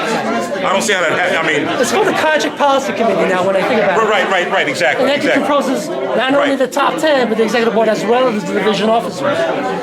So, in terms of the actual logistics of the negotiations, because with CIO, what has happened historically is deals are made in the local, and if negotiations are continuing in departmentals, they put pressures on the department to make an agreement, even though the departmentals can't get this stuff done. I'm looking around for John because you reminded me of something. But what had happened was, besides that, one of the toughest things we found at stations, I mean, like at the departmentals, was actually getting the vice president just even sitting opposite the operational head of stations, right?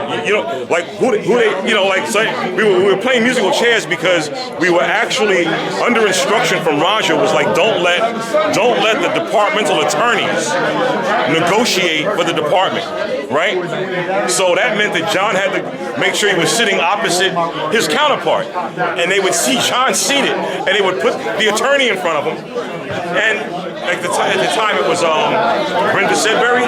The attorney wouldn't let her speak, and so our response to that was, John, don't direct any comments to the attorney. I don't care if he's sitting right in front of you, right? You direct all of your comments to Sidbury because that's right. That's who you're negotiating with, not her attorney, right? And that just really burnt the hell out of them because the attorney would say something, and John would just ignore him. He would just ignore him. He'd say, I'm not negotiating with the attorney. Deals are cut in the local wide level that undermines even the departmentals. If you look at 2002, when even the officers were marching over the bridge, an agreement was made.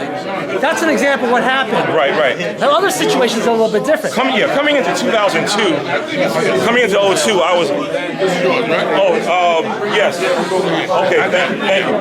Thanks much. Good seeing you. All right. So my question is, why did you March 25th, 1954. Why do you feel the urgency is in the 1.5%? Because, you know anything about that? actually I do. The 1.5, see, basically, it was actually mislabeled as a give back. If you put an item in the contract, if I offer something that purchases something that the local has never had, that's not a give back. So the 1.5 wasn't really a give back. It purchased something we never had, which was covering retirement. We're supposed to be retirement medical benefits. Exactly. As a bridge from 55 to 62 for those who are 25. 55. Right, and also a gap filler once you reach 65 from the 80% that Medicaid pays, right. So actually, it literally the 1.5 paid for actually lifetime medical. You would have the same benefits as if you were working. As if you were working until you were dead. No, I don't know. It was up to almost as if you were working. No. Dental was not included. No. Dental's not included. But what I'm saying is that the medical piece, not only did it cover you until death, literally, it was 50 state portable. I personally think if we were on strike for that, we should have gotten paid by the transit. But I understand what you're saying because the medical contribution. But understand this, right? Yeah. Don't think that that's where we started. We didn't start at, we'll pay for it. I mean, okay, so 1.5 is where we wound up. I understand. All right, so I know it was an urgent issue that was created. That was not Roger's fault. You came or did you just come in the system? I came in the system in '87. Okay, so you're here basically. Right. So when Damaso Seda gave out that medical contribution for 25.55 after it was signed up, that medical contribution should have been defined, and it wasn't defined. It wasn't protected. Absolutely right. And that was the problem because it was basically we were paying for what tier 1 to 2. And when people asked what did the first year zero pay for, here's what it did. You remember in '99 when Willie James opened the contract just because the authority asked, underfunded. Oh, 96. Talk about 96. Right. How do we get a copy of that? So in '05, a point was about 23 million. And what a point in their language is the monetary equivalent to give everyone a 1% raise, right? They don't care how the union spends it, benefits or salary. It's a point. So go back to '02. The first year zero paid for Willie James's $20 million. The medical issue. Right. So really, that first year zero purchase was about the equivalent of 1%. That's what it was. That first year zero was 1%. I think Roger made a mistake by accepting the terms from the get-go. From the old. From 02. Right. Well. 02 and then 05 later on. I understand why he did what he did, but he accepted the terms that if you want the medical benefits, that was a big gap. It's how he was retired. Right. Shit. But the other thing it did though, it did. So it paid the bills. It basically eliminated the health benefit trust, which is only an administrative thing, right? And so now the Transit Authority now pays basically to keep the lights on in the office, not us, right? So that was less money coming out of the local treasury, and that's when it became defined benefit. Right. That's when it became. So that zero paid for quite a bit, going forward. He should have called. What Samuelson did. I think he hesitated in 02. That was the time to do it. That was the time. I think. He said, "Well, I better do it in 05." I don't. He regretted not doing it in 02. No. He caught hell for not. You know what? I don't think he knew that whether or not we were ready. But understand this: we weren't ready in 05, but he did it, right? And even then, but he had an idea how not ready we were, but he did it anyway because he had to. It showed that even if you weren't prepared for the strike, it was ideally prepared. There was some preparation, not ideal. Right. The strike still worked. Right, exactly. I mean, if you could play time machine, actually 02 should have been the year. It should have been, but he was just. I mean, come on, think about this, right? You're a division chair, and now here you are, first term president, and my first contract is going to be a strike. But look what happened. But look what happened between. No. I'll call it instead of inexperience, look what happened. Look what happened from 02 to 05. We had all these little, I call them cactus strikes. Local 100, not the whole local, but local 100 had about how many strikes leading up to 05? That's what let them know we were ready. Had he gone on strike in 02, it may have worked, but he would have been, the leader of the strike would have been blind.